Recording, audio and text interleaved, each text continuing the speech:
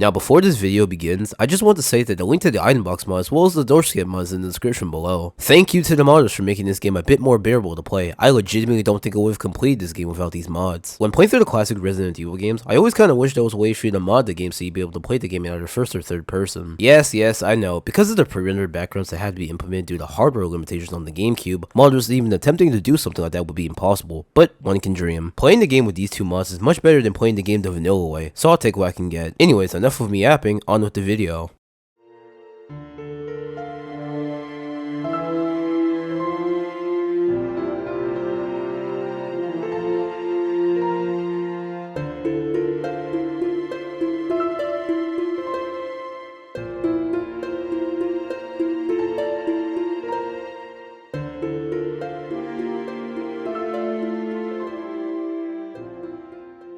This game exists.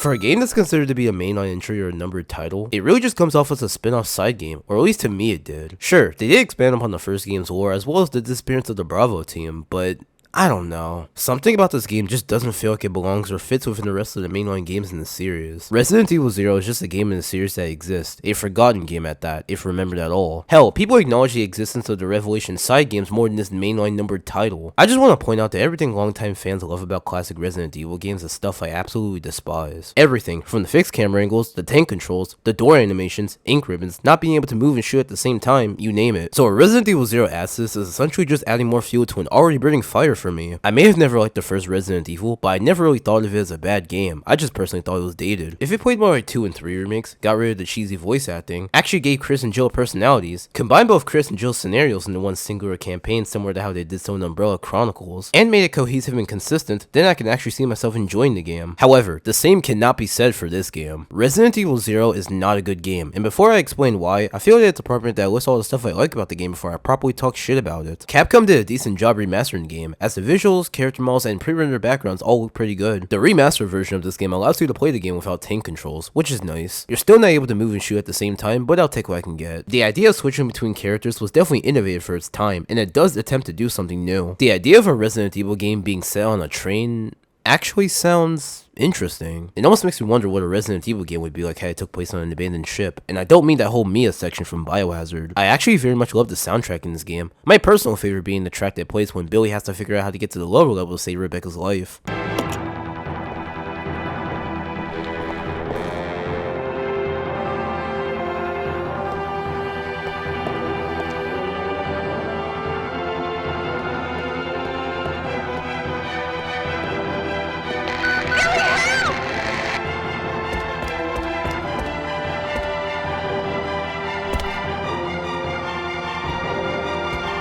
The save room theme is actually my favorite throughout the entire series. Something about the save room theme feels so safe and comforting, like being bundled up in a blanket with hot cocoa next to you, staring out of the window while it's raining outside.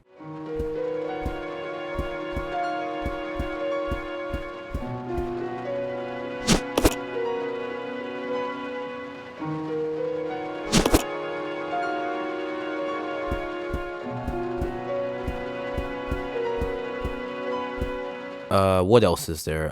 The voice acting in this game is at least better than Code Veronica, another classic Resident Evil game I very much despise. I love the game's art style and atmosphere, and I really like the additional outfits you can wear for Billy and Rebecca. Now, with that out of the way, it's time to start whining. There are parts of this game that are just not well designed. For example, this game plays exactly like the first game, with the only drastic difference outside of being able to control 2 characters at once and switching between them, being that they removed the item box. The reason they did this was just so you'd be able to drop items on the ground. I'm not kidding. It's design choices like this that really makes me wonder if the devs were high when making this game or not. What kind of crackhead dev team thought removing the item box in exchange for being granted the ability to drop items on the ground was somehow a good trade? Especially when you take into consideration that both Rebecca and Billy pretty much have the same inventory space as Chris from the first game, and Chris's inventory space was just about the scariest thing about the first game. By doing this, you're pretty much attempting to fix what isn't broken. Add on to the fact that there are certain items that take up 2 out of 6 of your inventory spaces. For example, when Chris carries a shotgun in the first game, it only takes up 1 space space in your inventory, but in this game, it takes up 2 for some reason. Whenever you drop items on the ground, there are only a certain number of items the game will allow you to place in one area before you're forced to leave it in another area, making the whole inventory management thing a lot more frustrating and leading to a lot of backtracking. I normally always appreciate devs taking risks by trying something new, but this was not it, gang. I know I have the item box mod installed, but I'm still complaining about this because I know there are some unfortunate souls who either bought this game on console or on the GameCube when it released, where they can't mod it and are now forced to play the game like this. While this is not a problem I personally have to worry about, it's still a problem nonetheless. If you sit down and think about it for like more than 30 minutes, you'll realize that most of what's going on in the story doesn't even really make any fucking sense. One example is that the main antagonist of this game is this Final Fantasy looking ass villain who's able to summon leeches by singing opera. Normally I wouldn't go over the plot twist and explain how it doesn't make sense until the game reveals it, but for this game I kinda don't care. Goddamn Sephiroth over here, it turns out to be some unk named Dr. Marcus, who was one of the original founders of Umbrella and creator of the T-Virus, who got betrayed by Umbrella and had his credit for making the T-Virus stolen by Wesker and Birkin. The problem with this is that it kind of makes Birkin look like a hypocrite by the time any version of Resident Evil 2 takes place. Like, dog, how are you going to get mad at Umbrella for wanting to wipe you out and steal credit from you for creating the G-Virus, when you literally helped them do the exact same thing to Dr. Marcus a decade ago? It also turns out that the main antagonist of this game is actually not Dr. Marcus. You see, after Spencer and Umbrella had Marcus assassinated, a colony of leeches Marcus created consumed his corpse and absorbed his brain and memories to be able to shapeshift itself into a younger version of Dr. Marcus. So it isn't really Dr. Marcus, but it also is at the same time, I think? If this all sounds all over the place, that's because it is. At this point, the entire lore of the Resident Evil series is just as convoluted as Final Fantasy, Kingdom Hearts, and Metal Gear Solid. There are so many other problems with this game that I want to go over, but this thing alone is already 3 pages long. Yeah, the devs were 100% smoking crack for them to think that making space the shoot button would be a good idea when porting this game. You are able to alter the controls in the settings by making it so you can shoot with the left and right mouse buttons, though it's kinda weird that it wasn't like that by default. If I'm able to use the left and right mouse button to shoot, why do I have to go to the control settings and alter it so it can be like that? Who on earth plays the game on PC with just a keyboard and no mouse? When was it established? By whom? And how was the T-Virus created? If this game didn't exist, the question of who created the T-Virus could have just been chalked up to it being created by Birkin since he created the G-Virus. As for the other 2 questions about the origins of Umbrella, that's something nobody really asked or cared about. It also could have just been explained away by having it be a note you could read in the first game that people wanted to know so badly, since this game was being made simultaneously with the GameCube remake of the first game. You didn't need to create an entire prequel game just to explain that. By the way, you know you are really fucked up at making a good prequel when you have people on Reddit asking for this game to be retconned or decanonized. Nothing in our training could ever have prepared us for the nightmare that ensued. Rebecca Chambers has a completely different voice actress from who voiced her in the first game. Rebecca appears in 4 games and only 2 of them are canon. There's the PS1 version of the first game, there's the GameCube remake, there's this game, and then there's Umbrella Chronicles. Rebecca's been given a new voice actress in every game she's been in, and I never really understood why. The same can also be said for Enrico, the captain of the Bravo team. And that scum murdered them and escaped. All right, everyone, let's separate and survey the area. Split from the group plot cliche. Also, for a prequel to the first Resident Evil game, it's really disappointing how this game doesn't really focus much on the Bravo team. We don't really get to meet up with them all that often, and they really only show up in pre-rendered CGI cutscenes, except for one of them who was attacked by the Cerberus. And how Rebecca got to the dispenser mansion is just explained away in the final cutscene of the game, making it feel like the devs forgot they were making a prequel and had to tie things into the events of the first game. Fixed camera angles. Be gone, tedious fake door loading screens, for I have installed the door skin mod. You shall waste precious seconds of my time no longer. Rebecca literally sees a reanimated corpse come to life in front of her very eyes and not only barely reacts to it, but also doesn't even question how it's even possible. The Cerberus dogs haven't even broken through the window yet, and there's already broken glass on the floor for some reason. Wait! You're under arrest! No thanks, Dollface. I've already worn handcuffs. Worn implies that you were wearing handcuffs but no longer are. You're still wearing them right now. I could shoot, you know. Your strong female protagonist Rebecca Chambers, everyone. Did that zombie just gain the intelligence to open a door? Listen, little girl, if you haven't noticed, there's some pretty freaked out things on this train. And I, for one, want to get out of here. Billy, if you want to get off the train, then do it. You both aren't exactly trapped in here, and one of the doors was even unlocked when Rebecca entered willingly. The room was not this dark during gameplay. What was even the point in having the player fight the leech monster after the cutscene? You could have just tied that cutscene with the one where Billy saves Rebecca from the leech monster.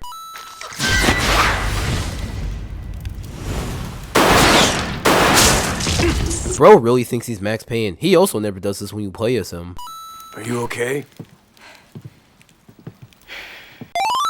Rebecca is on top of the train reconnecting the power cable while it's raining outside, and she somehow manages to not electrocute herself. A bunch of leeches attack Rebecca, causing her to fall down a conveniently placed hole in front of the power cable and into a kitchen. Well, I guess Burger King was right, women do belong in the kitchen. Claws tear through the ceiling, and then boom! A giant scorpion appears. That's probably how it was written in the script anyway. It doesn't even really make sense for a giant scorpion to somehow board a moving train. It's also kinda weird how Billy has no reaction to seeing a giant scorpion. While Rebecca and Billy have already encountered zombies, mutated Cerberus dogs, and leech monsters, this giant scorpion is the very first oversized enemy type and Billy just acts like it's a normal Wednesday. Devs, why does Rebecca or Billy need to use a panel opener to open the latch to the crawl space when Billy has muscular arms like that and can probably open the latch with his bare hands no problem? Okay, let's talk about Wesker and Birkin for a moment. These two feel like they're only here for fan service and not much else. They don't really do anything but watch the events of this game unfold on monitors until Wesker decides it's time to start setting up the events of the first game. Other than them playing a role in betraying Dr. Marcus, they don't really have a major impact on the plot, and this game's story can be summarized without mentioning either of these two. Maybe I'm wrong or I missed something or something, but it really only feels like they're here because you remember them. Or at least it feels like that to me. They're just cameos and CGI cutscenes and it's kinda underwhelming. Edward! No. I mean, didn't he die in front of you when the Cerberus jumped through the window? Not sure why you're surprised, Rebecca. Wait, am I supposed to feel sad or something? Edward is a character you've only seen twice prior to this and the player likely won't even remember who he is by this point. Stop! Don't come any closer! Yes, tell the reanimated corpse that you and Billy have been fighting this entire train section to stop and not come any closer like it's gonna listen. Edward was a lot closer to Rebecca during the in-game cutscene, yet when you're put in actual gameplay, he's a lot further away. I'll go over to the back deck and manipulate the control panel for the brake. You stay here and apply the brake when ready. Apparently, all it takes to engage the control device or the brake and apply it is to have basic math skills? The fuck?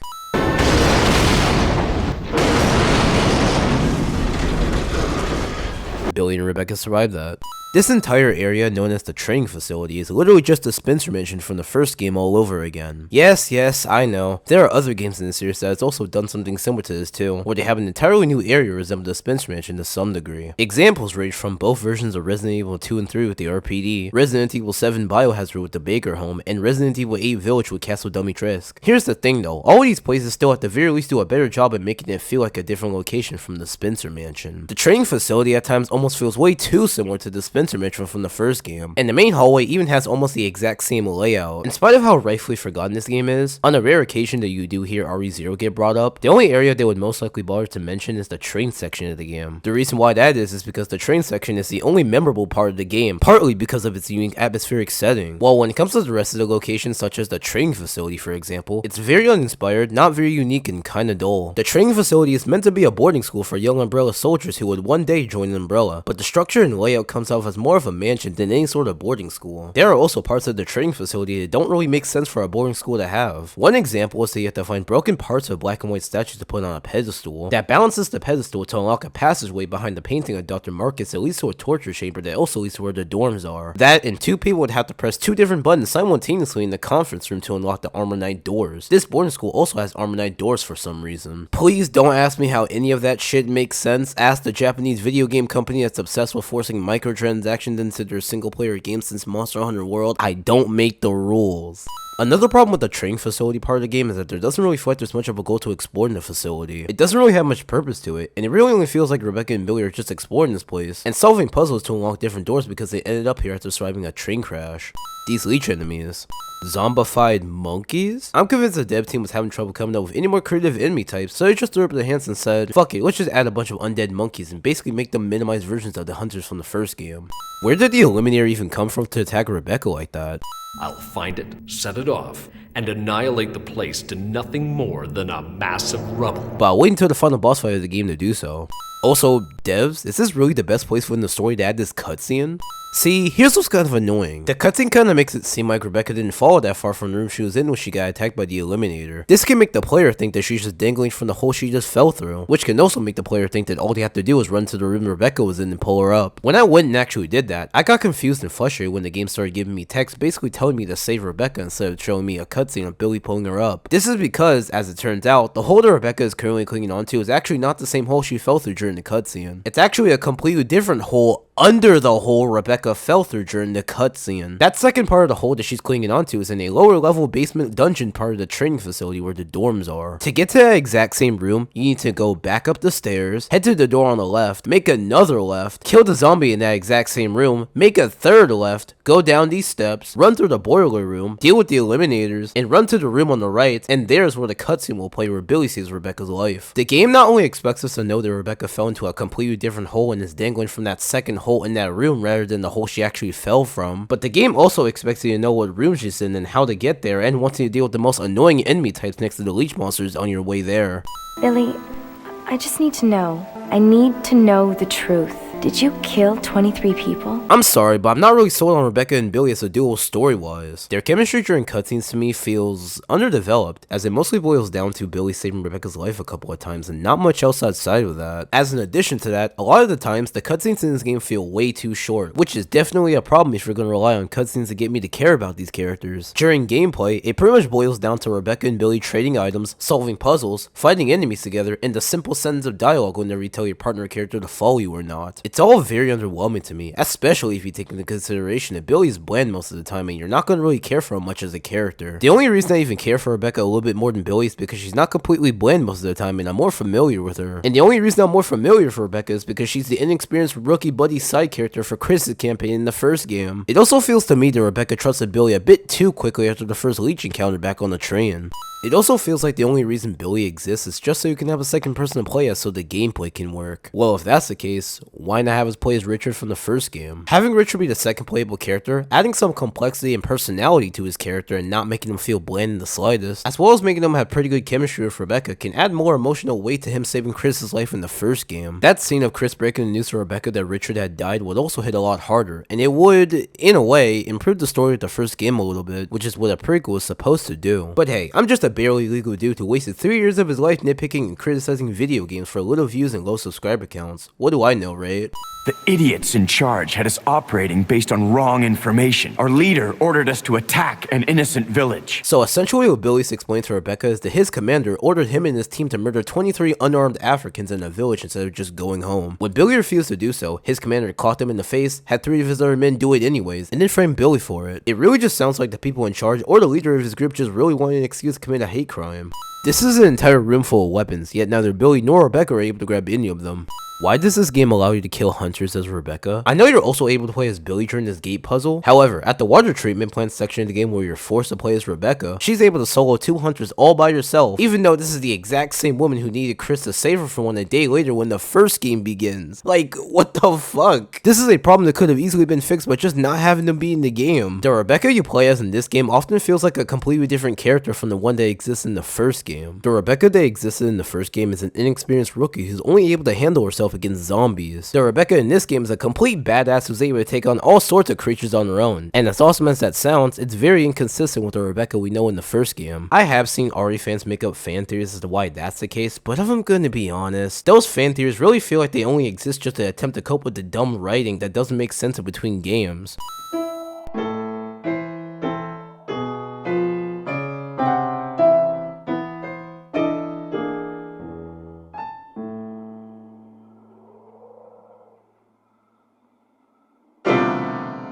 Yep, that just about sums up how I feel about this game.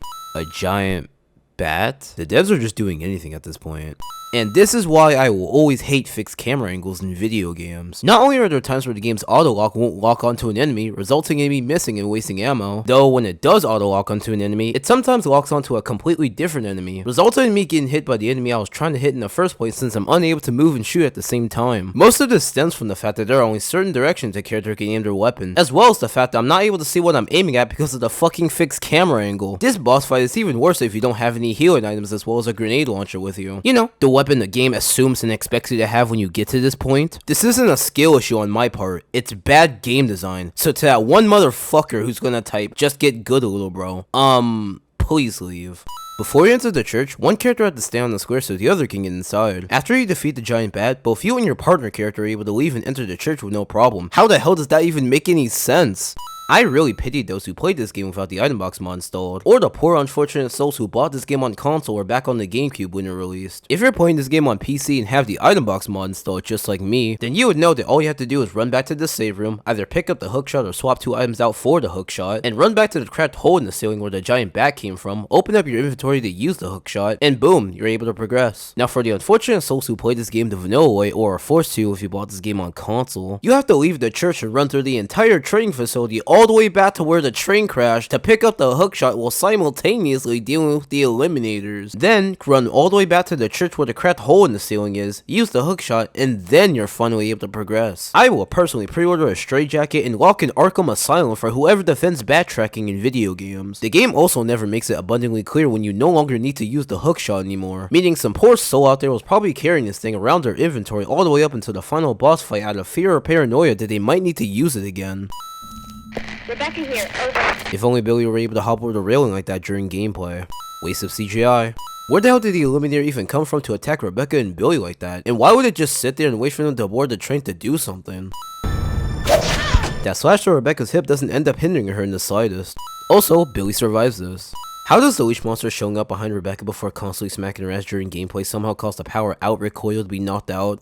Here's one of the biggest problems with this game. Resident Evil 0 has a geographic problem that doesn't make any sense. Let me explain. The training facility, and the church as well as the laboratory under the church where the cable car is are all set within the Arklay Mountains. When Rebecca takes a cable car to a new location, that new location ends up being the exact same laboratory, aka the nest from the PS1 version of Resident Evil 2. Now I may have never personally played the PS1 games because I'm not a longtime fan, though I have watched let's plays of other people playing them. So when I got to this point in Resident Evil 0, I knew this location looked way too familiar and I had to look it up to make sure I wasn't tripping. I guess the dev team thought it'd be cool if they had players revisit Birkin's laboratory from the original Resident Evil 2. Here's the problem though. The nests in both the originals and the remakes of these games are located underneath the entire city of Raccoon City, and the nest in the PS1 originals is located right next to the RPD. That means the cable car took Rebecca from the laboratory under the church at the training facility that was located in the Arklay Mountains all the way to the entrance of Birkin's laboratory, aka the nest, underneath Raccoon City, right next to the Raccoon City Police Department. That cable car took you from the Arklay Mountains to Raccoon City. I don't think you realize how long of a journey that is from one place to another. After Rebecca defeats a tyrant, which we'll get to later, she takes an elevator from the nest that travels downward to the final section of the game known as the water treatment plant. The water treatment plant takes place back at the Arklay Mountains near the training facility. I swear on my brother's soul, I am not making any of this shit up. Let me reiterate everything I just told you in a nutshell to make sure you're listening, paying attention, and understanding. Rebecca took the cable car from a laboratory under the church at the training facility where the train crashed in the Arklay Mountains to the entrance of Birkin's laboratory underneath Raccoon City, which has an elevator that travels downwards that somehow makes you end up at the water treatment plant that is located back at the Arklay Mountains near the training facility. What the actual fuck? This is what I mean when I say the game has a geographic problem that doesn't make any sense. That elevator quite literally teleported Rebecca from one place to another. Then the game wants to go back to pretending that the whole thing took place within the Arklay Mountains. The water treatment plant is at the very bottom of the training facility's cliff, but in the final cutscene of the game, it seems to lead directly to the top of a lower elevated hill that overlooks the Spencer mansion. So like, what the fuck is going on here? Literally none of this is making any sense. I don't want to hear any excuses from anyone. The only reason the entrance of Birkin's laboratory even exists in this game is solely for the sake of nostalgia and literally nothing else. You can't tell me otherwise. That cutscene of Rebecca saying goodbye to Enrico and the tyrant boss fight are stuff that could have been moved to a different location. Look, the cold hard truth is that this entire area should not be in the game and really should have overall just been scrapped. Taking the entrance of Birkin's lab from RE2 and adding it to RE0 is an idea that sounds cool on paper but is actually very stupid the more you think about it. To add even more salt into the wound, you're not even able to explore Birkin's laboratory. Whenever you attempt to do so, you'll get text at the bottom of the screen telling you that there's no need to search that place. Rebecca, you don't know that. You and Billy explored every possible room within the train as well as the training facility. Hell, you'll even continue to do so once you get to the water treatment plant.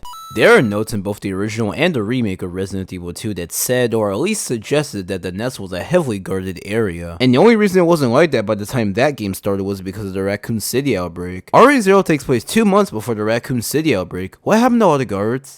Where is everybody? They should have arrived here before me. If we go straight from here, we should arrive at an old mansion which Umbrella uses for research. Enrico, you and Rebecca are currently at the entrance of the nest, which is located underneath Raccoon City. What the hell do you mean you'd be able to arrive at the Spencer Mansion from here? The Spencer Mansion is located in the Arklay Mountains. Also, what do you mean the others should have arrived here before you? How'd you even get here in the first place? Sir, please.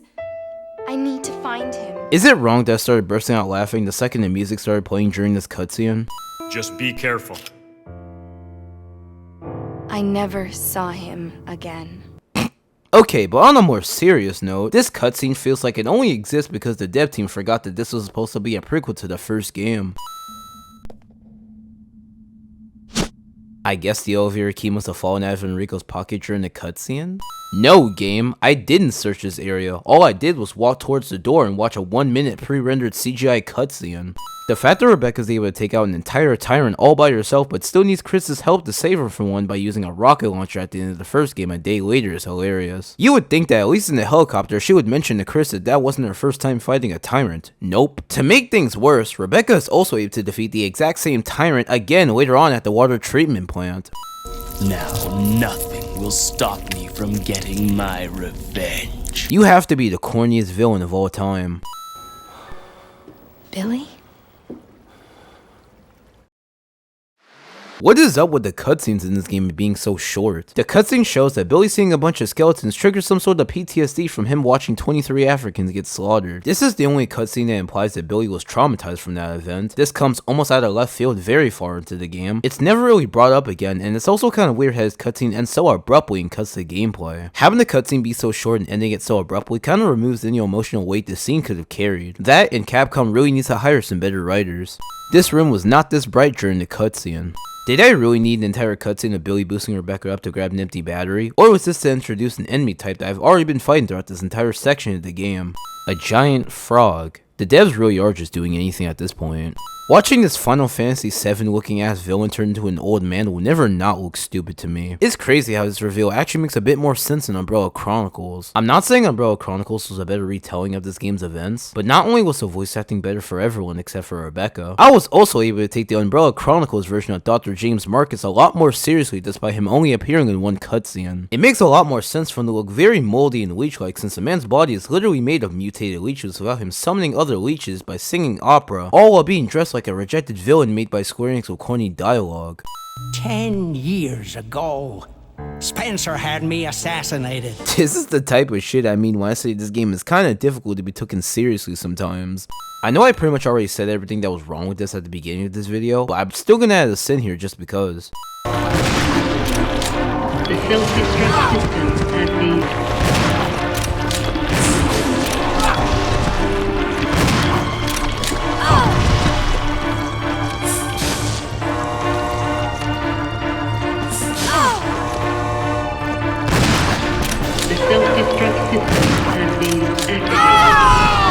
I hate this game.